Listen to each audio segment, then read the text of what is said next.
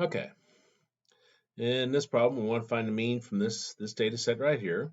This is still group data, even though we don't got a range of values here. So download the group data descriptive statistics spreadsheet. And when we don't have the range, you just got like number 1, then you can put that 1 in both lower class limit and upper class limit. And then frequencies 2. On the next one, the 2, I'll put that in both LCL and UCL. So 2 and 2. 5, okay.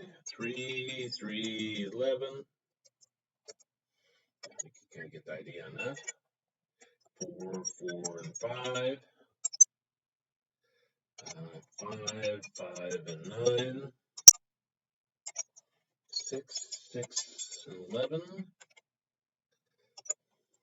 7, 7, 21.